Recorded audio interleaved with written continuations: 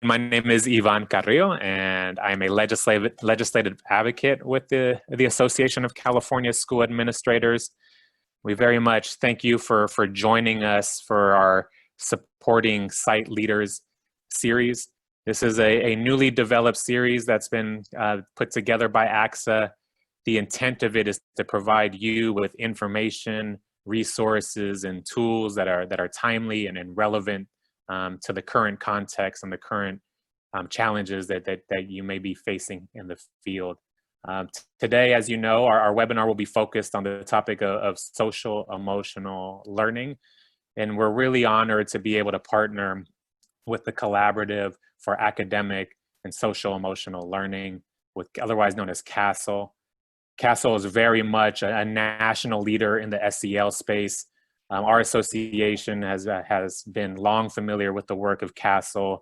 We partnered with CASEL most recently with our mental wellness task force and got to more intimately know the power and the resources that they have developed. And so just in a second, I will introduce our panelists and our presenters. But beforehand, I want to point your attention to the chat feature at the bottom of your Zoom screen. We highly encourage you to utilize the chat feature.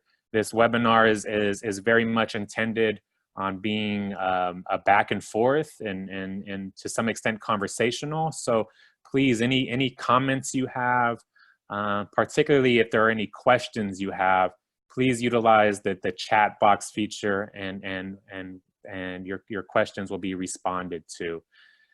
So without further ado, I want to introduce Karen VanAusdal, who is the Senior Director of Practice with CASEL, and Mary Hurley, our Senior District Consultant with CASEL. Thank you so much for being with us. And Karen, I will turn it over to you. Thanks, Ivan. It is great to be here with you all. And I think we are very excited to dive in particularly to this roadmap tool and to thinking about SEL as really core to the reopening process for schools. So just extreme gratitude to particularly this audience as school leaders. I think that has got to be, if not the toughest job right now, one of the toughest jobs right now. And we are grateful to you for spending an hour with us and hope that you will take some actionable tools with you. Mary, I think you can go ahead and share your screen. So it sounds like many of you may be familiar with the SEL roadmap tool, and we really hope we have written with that tool with school leaders in mind and school leadership teams in mind, really trying to acknowledge the sort of layered stressors that are in our world right now. Of course, the pandemic, the coming back from a lengthy school closure, economic crisis, the racial inequities, which have certainly been exacerbated by this pandemic, and then the associated mobilization around racial justice. And so how do we marry all of these events and think about all of them as school leaders and leadership teams? And so we hope this gives you some concrete tools for that today. So our flow for today, we will begin, as we often do, with a warm welcome. We really want this to be interactive, as Yvonne said, so please do chat in. Feel free even to chat in now, sort of who you are and what your role is. We will then dive into the heart of the roadmap and what really drives this tool in practice. We will think about it particularly from the leadership point of view and what the mindsets are as a leader of this work. We'll get to practice a couple of the activities and then think about how this can be applied to your own school. So we're looking forward to this today.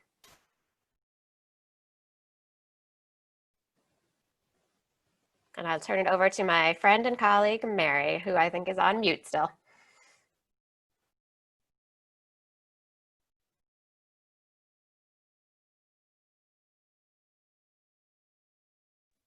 Thanks.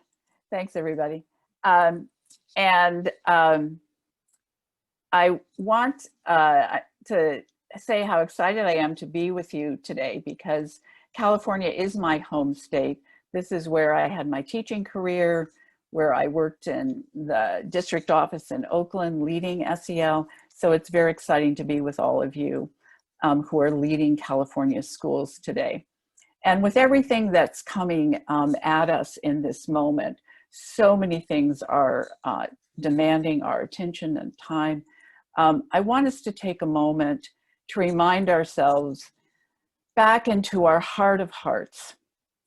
What is it that we really want to be true for our students in June 2021, in the midst of all the upheaval that's happening, all the demands that are being placed on you and your families and staff? What is it that you want to be true? So think a moment.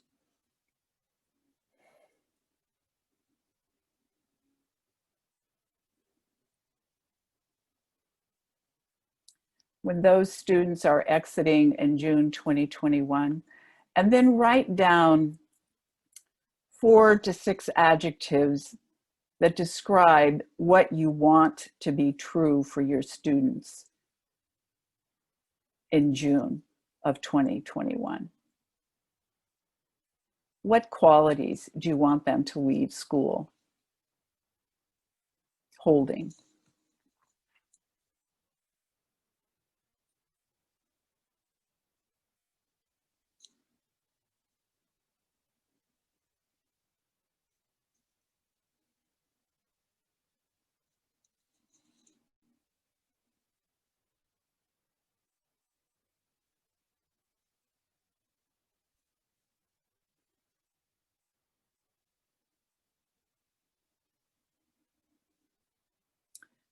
And then when you've got at least 2 or 3 written down, circle one that stands out for you today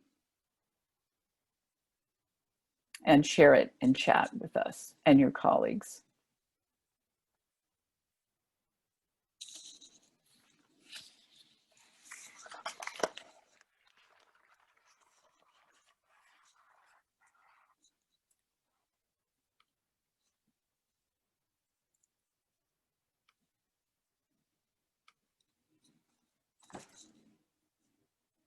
Seeing optimistic, self-directed, confident,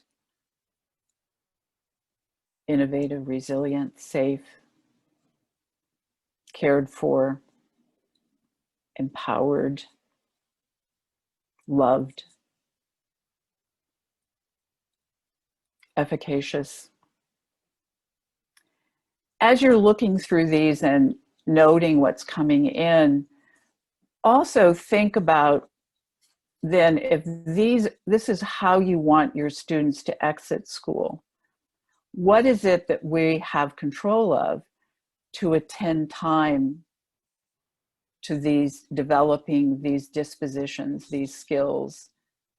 And how are we going to ensure that our teachers are able to provide for our students so that this can be true for all of our students in our care this year? Thank you. This is a very powerful list.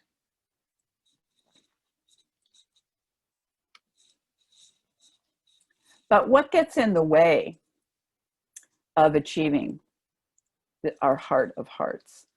And when we think about it, I can't tell you how many times we hear the word unprecedented.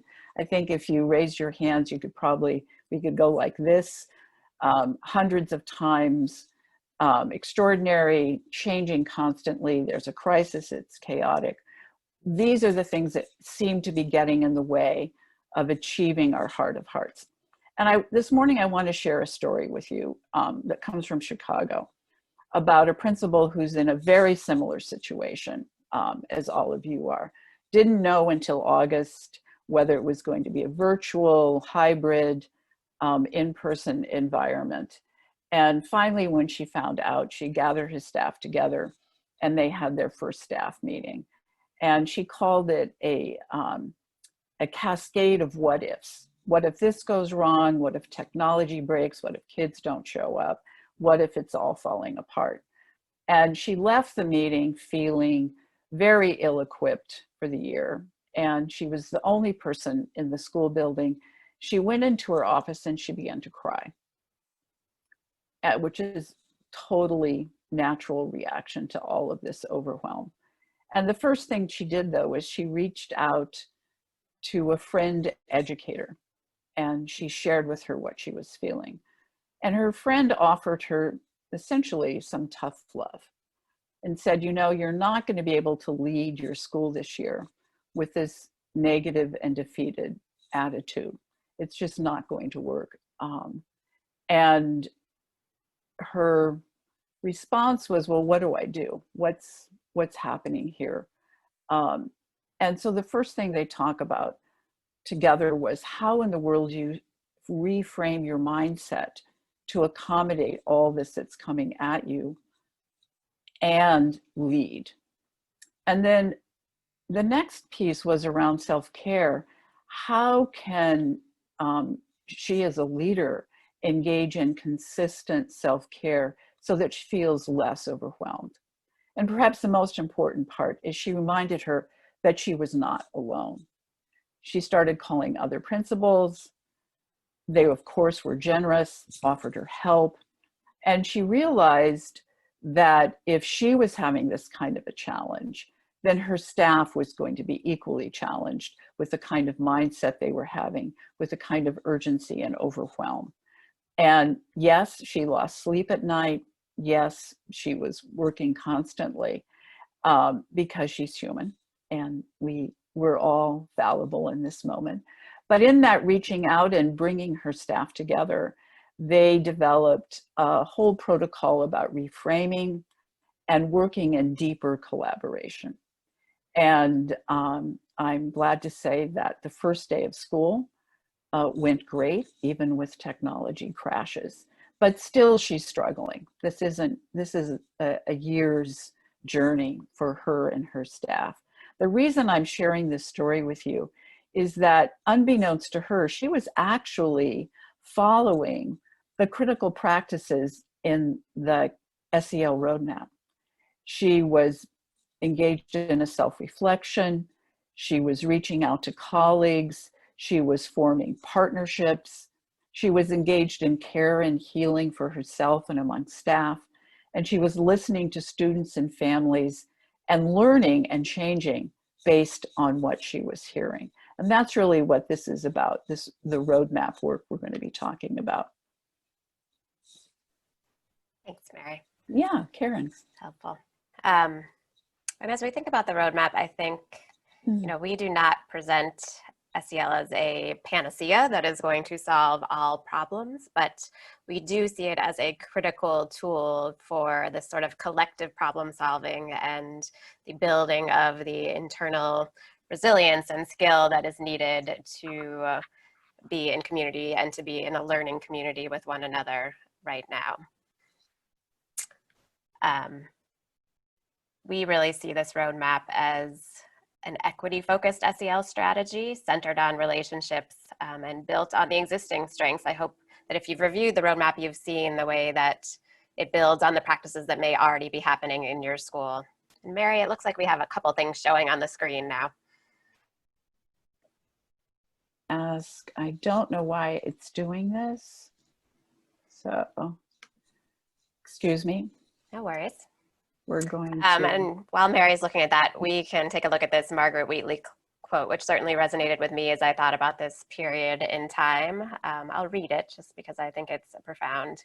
"It is possible to prepare for the future without knowing what it will be. The primary way to prepare for the unknown is to attend to the quality of our relationships, to how well we know and trust one another." So this is really at the heart of the roadmap and the heart of bringing SEL into your school systematically, is focusing on relationships. Thanks, Mary. And we hope that came through as you review the materials. And, you know, CASEL itself also focused on relationships in building this roadmap. I think, you know, we saw that we have a fair amount of expertise, but relied on many, many partners. And so wanted to honor them in creating this as well. And this may look familiar to you. So this is CASEL's framework for social emotional learning. At the heart, you will see what we call the CASEL 5, the 5 competencies that we really think of as core to social emotional learning. In orange, we see those sort of intrapersonal competencies of self-awareness and self-management. In green, you see the interpersonal competencies that allow us to connect with others, to build relationships, and then culminating with all of those in responsible decision-making in the yellow. But what we always like to highlight is this does not happen in a vacuum. This happens within environments and within systems. So at the classroom level, the school level, and then by connecting deeply to home and community. And I think particularly in this moment, that connection of environments and those deep relationships and coalition building are key to ensuring that SEL really takes root in your school.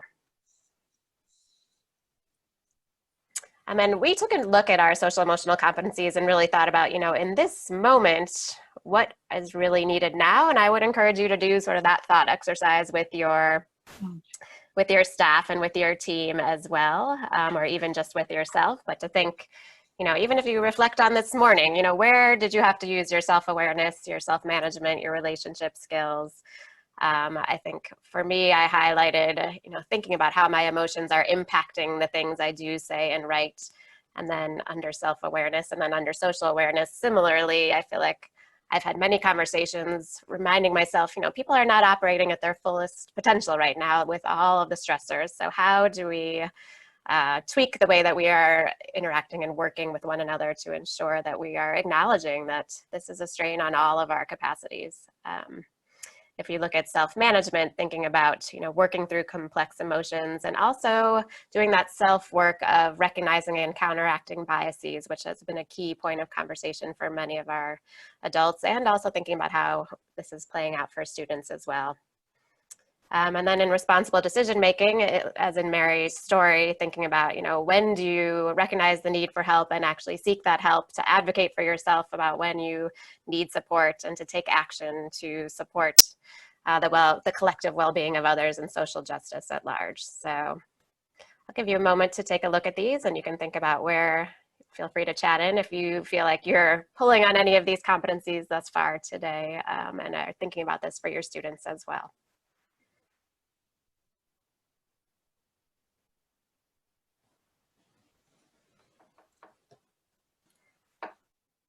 Thanks, Mary.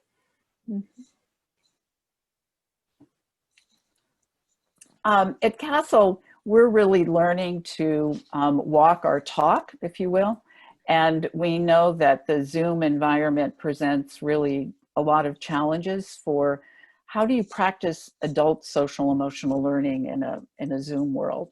Well, one of them is to take a break every 20 minutes, to take 20 seconds to look away 20 feet from your screen. And this is actually a pretty powerful equity practice. Jennifer Eberhardt down at Stanford has done a lot of work around biases and implicit bias.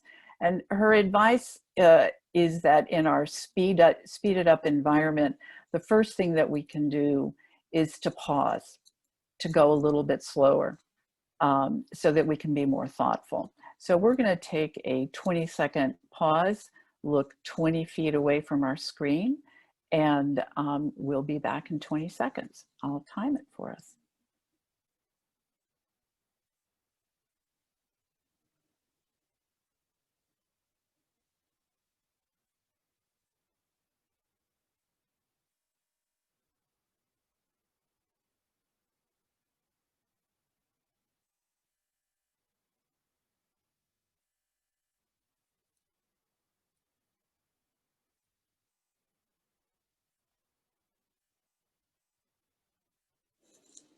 Okay, if we can bring our attention back. I hope that was refreshing. And again, walking the talk is something that we struggle with too. The roadmap that Karen introduced for us it's important to know that in the title it says it's about reopening schools. And really it's about reopening at any stage of development. Whether you're preparing, you've not done any work around social emotional learning before, so you're really thinking about planning, or you might be in implementing stage. You're already reopened, things are going. This is a way to enrich and have a robust implementation. Or maybe you're at the sustaining stage. You've been working on this a while and you want to figure out how to keep it going in this virtual environment or COVID environment if you're in a hybrid or in person. So it's really at any point in the school. And we're saying the school year because this is really a roadmap for the whole year. And it's whatever form this transition is taking for you. It's not prescriptive. It's really offering you options and ways to think and think more clearly and think with others. And it's also really built on the strengths that you already have at your school. So it's an exciting resource for us to be able to share with you. And we're going to take a look at how it's organized through listening a short video that shares how it's structured, as well as how districts are using it across the country.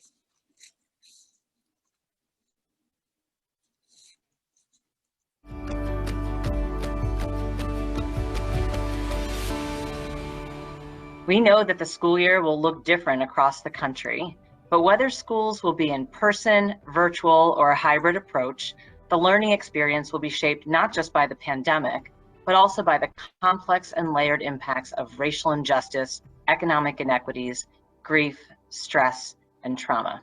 So as we think about the sort of layered challenges that Melissa just laid out, we know that SEL is not a panacea, but we do understand that SEL is critical to building the skills and the collective problem solving that we need to be able to move towards collective well-being together. So what does the SEL roadmap look like? We have 4 critical SEL practices that we will be talking about today. First critical practice is really about that relationship building, about building a broad coalition of people that are committed to putting SEL at the center of our work to start a new school year. So we're really feeling very optimistic about the way this tool can help us really structure our practices in how do we reach out and how do we get the voices of everyone on board. And I know that we did send out surveys at the district level to teachers, to families, and to students. And the feedback we got from students was so helpful in us on our team being able to organize and plan for some reopening activities, because we took those kids' voices into account fully as we tried to figure out what do they need and how are we going to help them feel safe. That's such a good segue into that second critical practice, which is about adults, right? And this is something we've learned from our partnership with districts and states that, you know, if we want adults to create equitable learning environments and social emotional learning for students, we've got to help create the connection and the healing for our adults themselves so that they can then carry that to our young people. We knew that adults were going to moving into something that was new, and we thought it was critically important that the leadership felt supported. So the way we structured it is that all principals had our partners, our restorative practices partners, and they on a weekly basis provided that healing space and healing circle for our principals to log on. What we learned here in this experience, the power of experiencing, the power of having those who are truly versed in creating the circles, versed in asking the questions, versed in creating that safe space. It was important for principals to experience it first. When you experience something, you then can go a little deeper, right? It starts to change how you think. It starts to change how you feel. Thank you, Katia. That's great. And so the third critical practice is about what are we doing for students? And this includes both the types of equitable learning environments that we are building with intentionality, as well as the way we are weaving together social, emotional, and academic competency development. We're looking at, I'm really excited about this project, a check-in that students would complete on a daily basis, and it measures their social emotional health, if you will, through 6 dimensions. And so particularly in secondary, where students don't communicate a whole lot about what their needs are, we're able to check their status over time. And if we see that a student is reporting that they are feeling down, sad, that, angry, frustrated, we can set different benchmarks, then that will allow us to respond and provide some timely intervention, as opposed to sometimes you go weeks before we can identify a sign, because especially in secondary, they go from teacher to teacher to teacher. So this will allow us to put, some type of, to be able to quantify that, if you will, to some degree. to identify the students that we need to provide that targeted support for in a more timely fashion. Thank you so much, Ray. And then finally, Critical Practice 4 really asks us to think a little bit differently about data. How do we look at data as a way to build relationships, as a way to share power, and to really tap in more deeply to the voices of our young people and of our parents and of our teachers and staff in true partnership with one another? I really want to lean into just the informal check-ins and data, and just bring to everyone's attention within the roadmap, they talk about just teacher check-ins and wellness check-ins for teachers. So often we are used to just doing the formal observations. Did you teach this? Are you on track with the scope and sequence? How are you doing right now? What are you doing for self this week? How are you balancing? What Katia just said is a wonderful example of the leadership's responsibility to model what they want to see in their staff and what they want their staff to look for in their students. Our kids, I think, are in dire need of emotional safety. Our teachers, our principals, our community in general. And so I really think that SCL is a bridge to getting to that destination where we can start getting on that path to emotional healing and providing really a deep, rich, and holistic education for our students. We don't see the roadmap as just something for this moment, for these next few weeks. We really see it as something that will help propel you into an effective school year and beyond, in which SEL is part of that process throughout.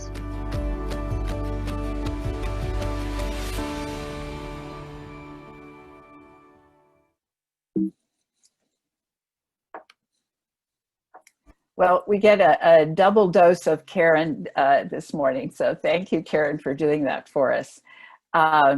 We're hoping that by listening to how other districts are approaching using the roadmap and looking at it, you might have some questions, and we would love to hear any ahas, any wonderings, questions that you might be coming up for you. We wanted to set some time in the middle of the session. And just type them into chat and we'll take a look at chat.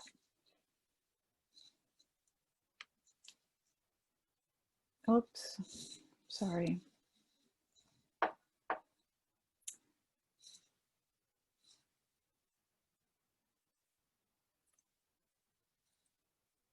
So Karen, if you could look at chat for me, because for some reason I'm not, oh, there it is. I can access it.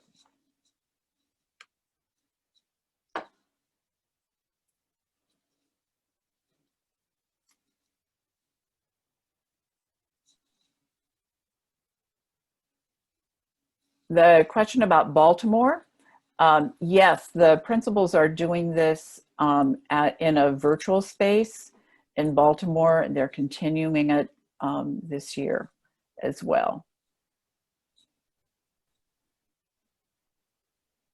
Mary, there's a question regarding how do you recommend getting parents to buy into this and practice it at home as well? I think the first step is listening to parents and forming a partnership with them. So parents are really going to be watching and seeing how you're developing a relationship with them, their ability to be in a feedback loop with you.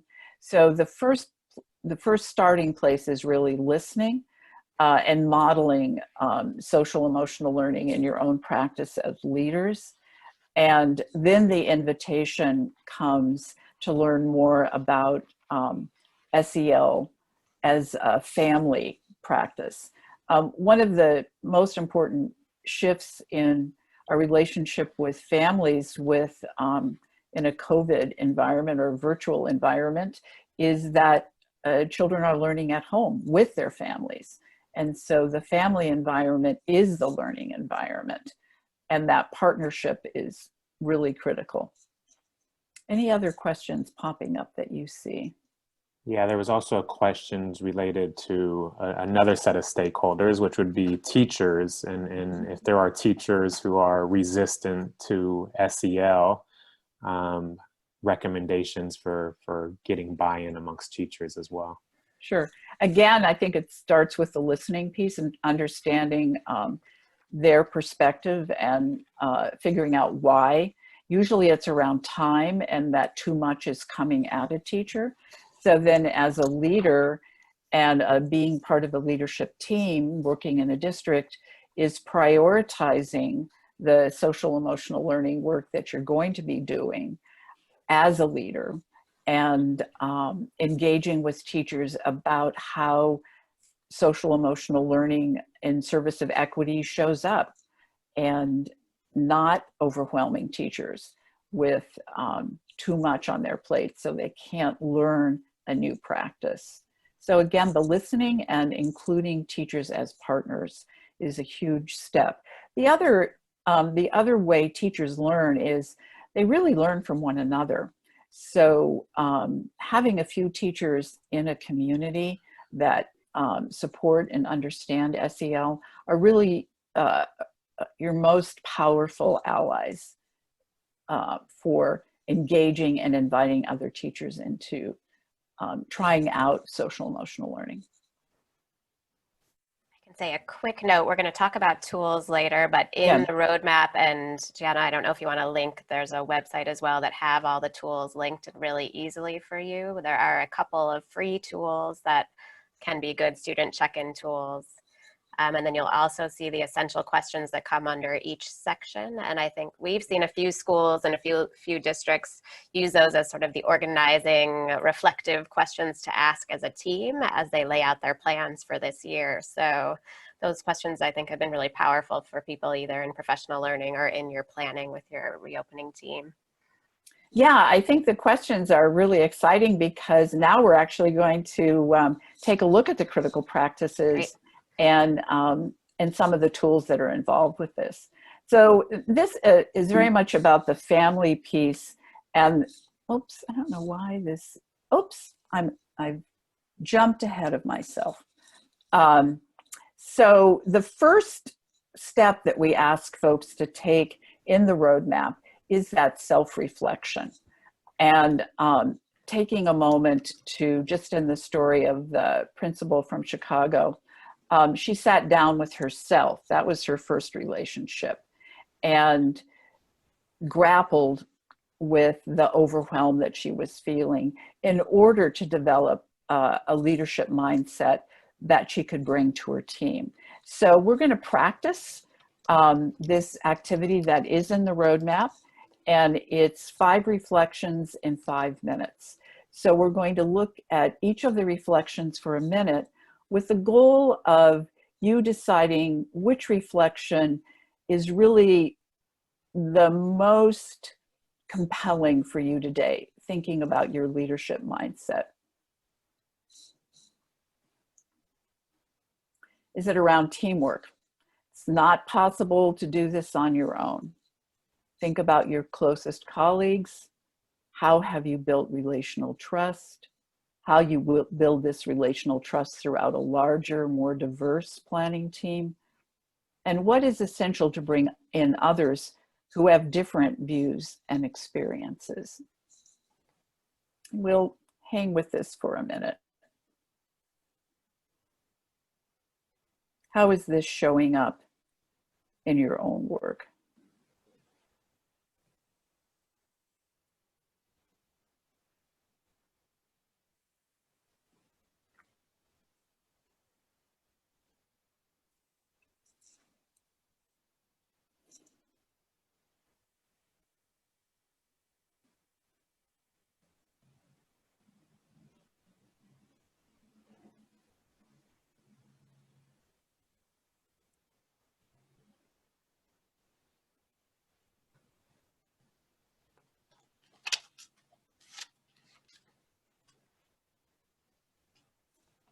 The next reflection is around a sense of urgency.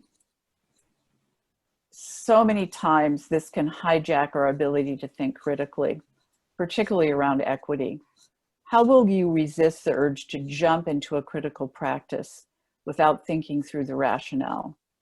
What strategies will help you slow down, read, and think critically?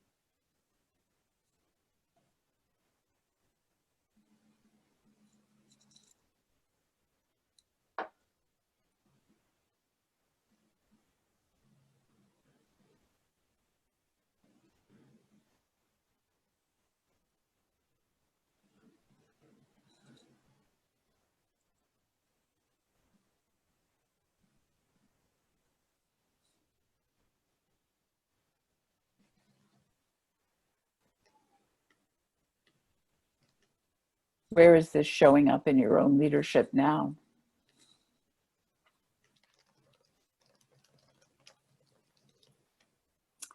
Time. Remember, we were talking about teachers and principals. None of us have enough time. It's our most valuable resource. And where we invest it is a good indicator of our values. How will you prioritize the time needed to read, think, and plan? What will you say no to so that you have the time you need to focus on SEL as a lever for equity and transformation?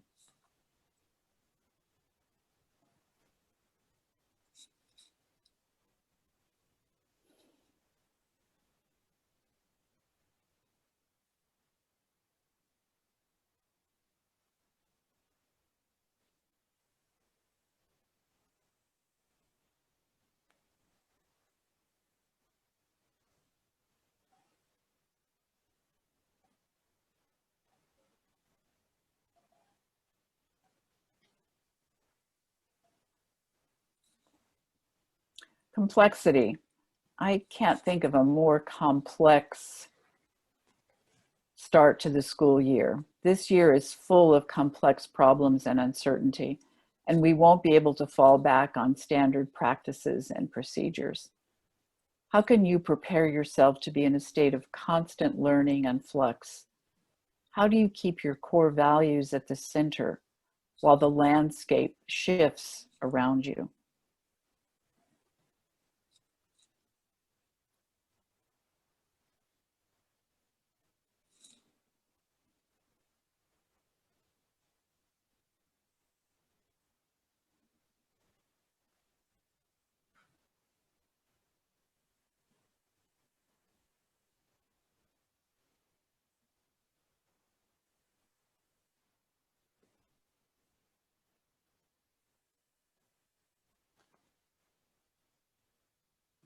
And finally, feeling overwhelmed.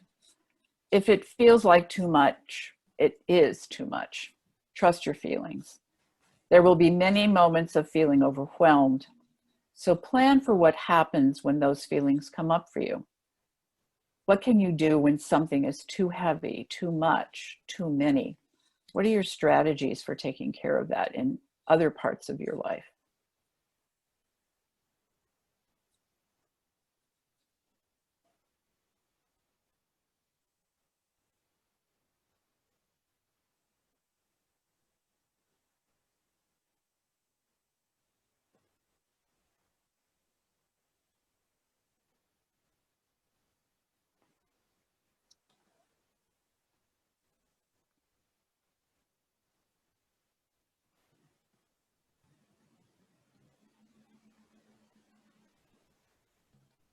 And finally, which one of these is a priority for you today? And we invite you to type into chat. Let's get a pulse of the state. Is it being able to pull together your team, the sense of urgency, time, complexity, feeling overwhelmed? Which one of these reflections is really your priority in thinking about the kind of leadership mindset that you need to tackle this work this year?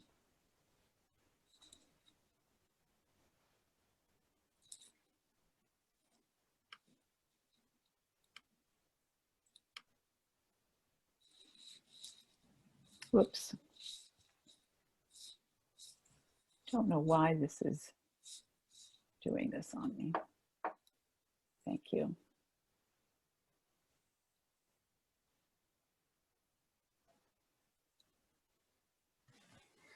Looks like a lot of these are resonating, Mary. Yes. I like the exclamation point at the end of urgency. It's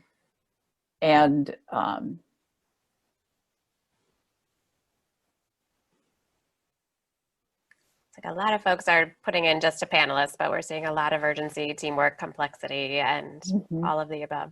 So.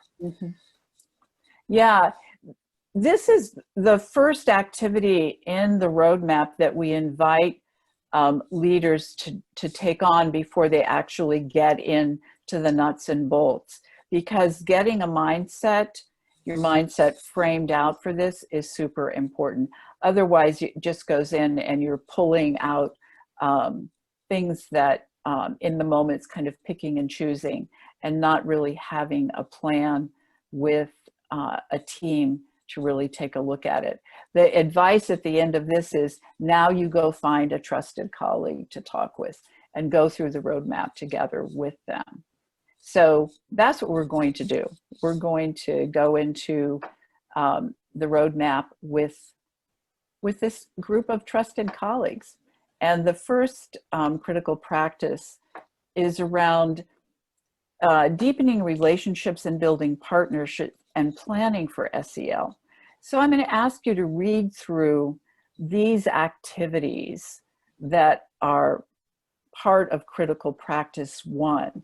This broad sense of deepening relationships, and think about who needs to be at your table to be making these kinds of decisions. When it says partnerships, who are the folks that you want to be on your team, that you need to be reaching out across traditional divides to involve in planning for the year, ongoing planning for the year. So much of this is around connections and relationships. So who are the folks that you want to be in this partnership with?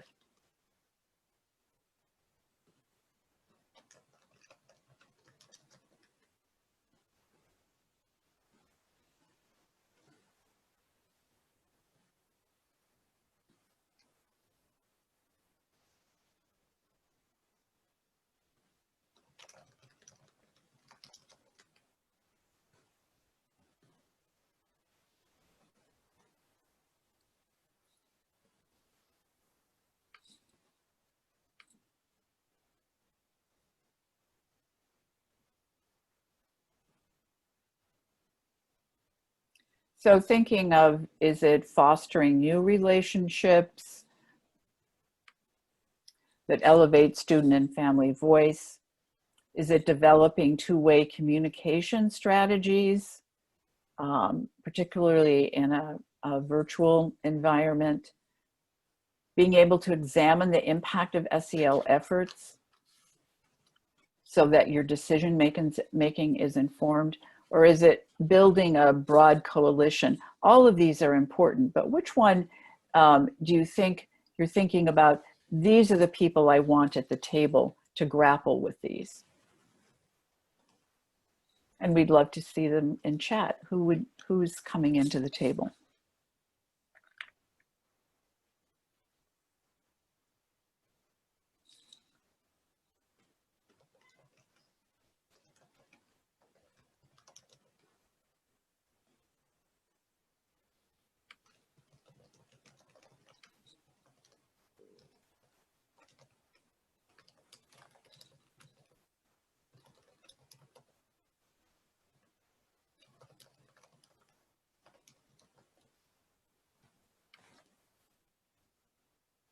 Again, thinking that this is an extraordinary time for being in partnership with our families.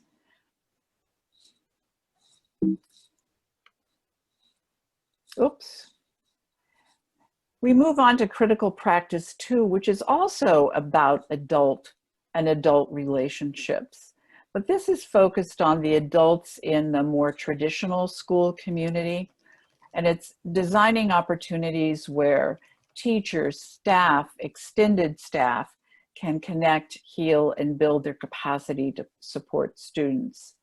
So we're going to take a poll about which one of these is your priority today. So we won't put the poll up just yet. Hold on. But it's around allowing space for connection and healing among adults, ensuring access to mental health and trauma support, identifying opportunities for innovation and anti-racist practices, or providing embedded professional learning. So think a moment, right now in your school, which one of these would you identify as your priority for this week, this month?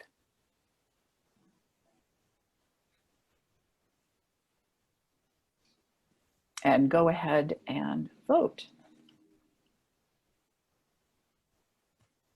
And when we have most of you voting, we'll take a look and see what the results are.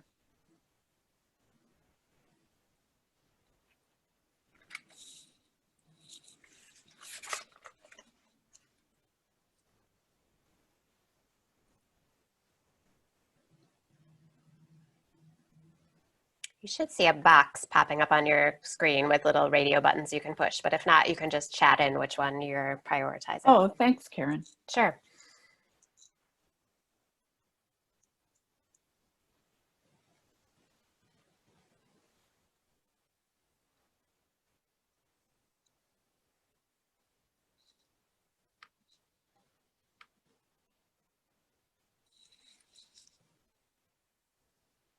Hmm.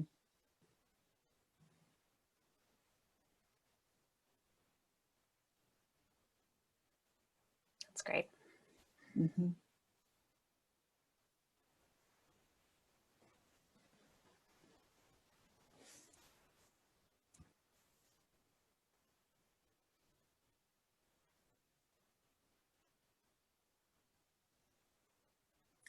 Yes, let's take a look and see the results. Thank you. Some are chat, but even in the chat reflection, the allowing space for connection and healing among adults is rising to the top right now. So in terms of your leadership, thinking about that, that's an area in the roadmap where there are a lot of resources and ways, essential questions of how do you approach that? Who do you want involved in helping you have a plan for this so that it's a systemic approach to connection and healing. So you're not just putting out fires all the time. So thank you. And I think it's time for a screen break. So we've been looking at our screens for a while, so we're going to take a 20-second break. If you could look 10 minutes, I'm reading, we're a little bit behind. If you could look 20 feet away for 20 seconds.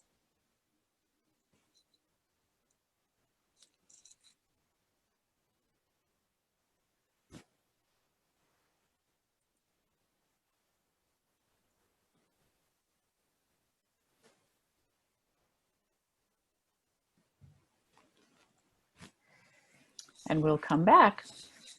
Thanks, Mary. Mm-hmm. It's funny how hard it is to look away. I kept wanting to look back at the screen, right? Yeah.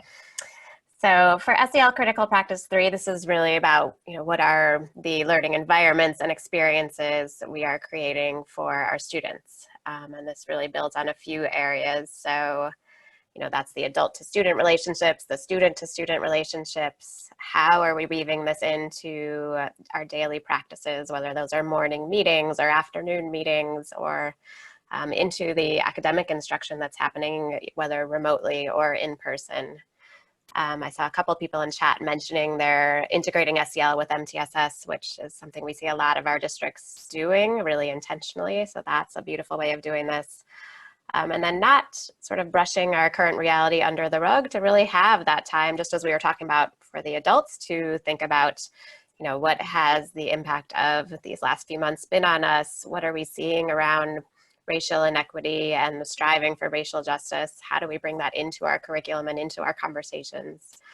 And then really capitalizing on, the new insights that our families and our partners have around our students. I think, speaking as a parent, I've learned all sorts of things about my children as learners, and how does a school tap into that as well.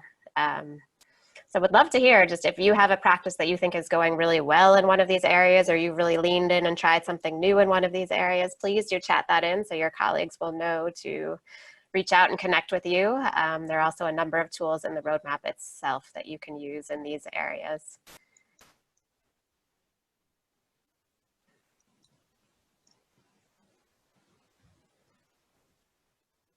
And I appreciate the comment around there are a lot of roadmaps out there right now, and there's a lot of toolkits and playbooks and things coming at folks.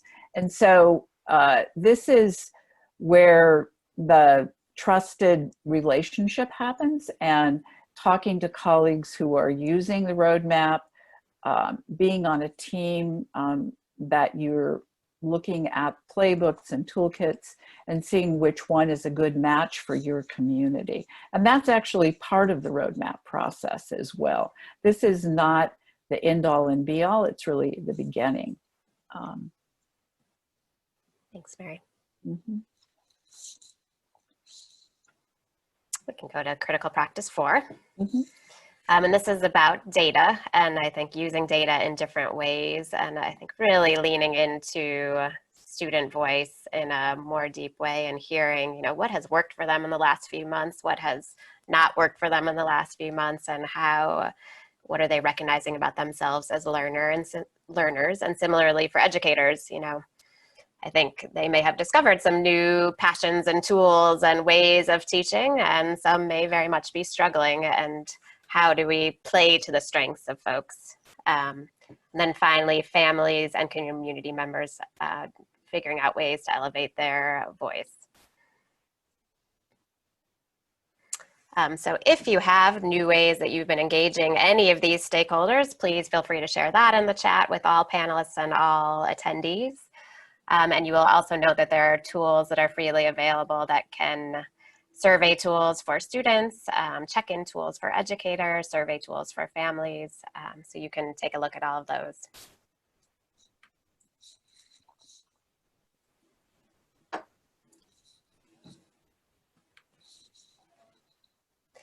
And one way that may help you to think through these and maybe even to crosswalk this roadmap with any other tools that you're using is just to use we've given you a simple organizer tool where you can think about what am I doing in the next few weeks and months to prepare and implement, and then how am I going to sustain this over time. So if you have a team that's leading your SEL implementation or really your reopening implementation overall, this might be a good tool for you to use. And we've had many schools say that this has helped them to clarify their priorities and their strategies for reopening.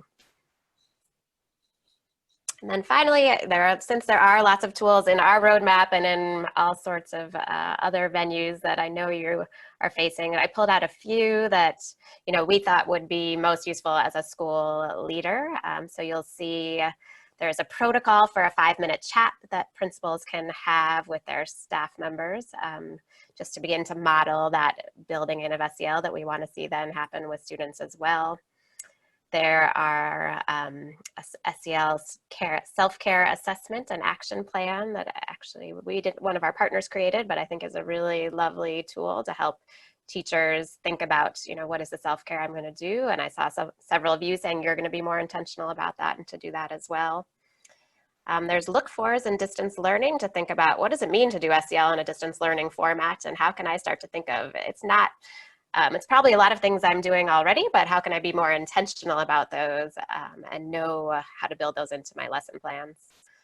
And then finally, there is a survey tool from our partner PERTS, which is about elevating student voice that is free, and teachers all over the country have been using to really adapt their teaching in this moment. Thank you, Karen. We've covered a lot in a very short period of time. We grounded our work in our heart of hearts, what's really important to each of us, what we want for our students. We saw that relationship at equity is really at the heart of the roadmap. We had a quick overview. We got to experience practice the 5 leadership reflections, take a look at critical practice, and see a sampler of tools. So we, again, this is a pretty high level look, and we encourage everyone to go into the roadmap and take a look at more resources. We've been answering questions along the way, so I think we're going to move ahead to our close for this session. We always have an optimistic close, and this is an image that I invite you to look at, because there's so many times we hear we're all in this together. But the question I'm asking you is, but we're not all in the same boat. So from your vantage point as leaders, what are the implications of this image for your work, leading with relationships and equity at the center? So I'm grateful that the boats are all pointed in the same direction. That's for sure, because sometimes that doesn't happen. But when you look at this again, what comes up for you? And if you could chat in what your thoughts are.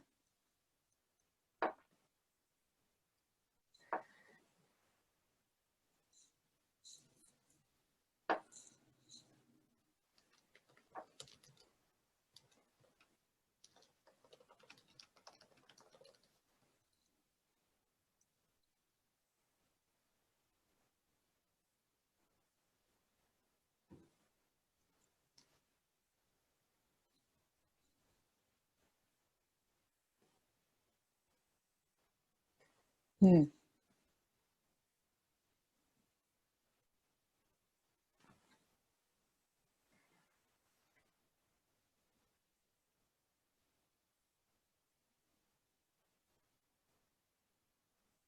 Hmm. Great reflections on equity and importance of relationship and communications. And yes, we are in rough seas right now, and we're looking forward to all the things we're going to learn. So when it calms down, we'll be so much better to lead in calmer moments. And I want to thank our hosts and turn it back over. Thanks, Mary. Even, yeah. We really are grateful to you, Mary and Karen and CASEL, for partnering with us. And there was a comment in the chat box that talked about how quickly this hour went by, and I couldn't agree with that comment anymore. And we certainly recognize that in an hour we were just going to be able to scratch the surface, and so we hope that you walk away with important reflections and considerations, and that there are now tools available where you can continue to delve into this deeper. We will post materials and follow-up information on our website, and that will be put in the chat box. We also ask that you take a minute to provide us some feedback. So there is a survey that should take no more than a minute that we'll put in the chat box as well, if you wouldn't mind just taking that brief amount of time to provide us some feedback on this. And we know that this topic isn't going away, that the needs around SEL are going to continue well past this pandemic, and we are committed and continuing to bring you important information and resources on the topic, and partnering with CASEL moving forward to continue to do that as well. So thank you all for joining us, and we look forward to seeing you at future installments of this webinar series. Thank you again to CASEL and to Mary and Karen. This was fantastic. Thank you, everyone. Wishing you a wonderful rest of your school year, or beginning of your school year.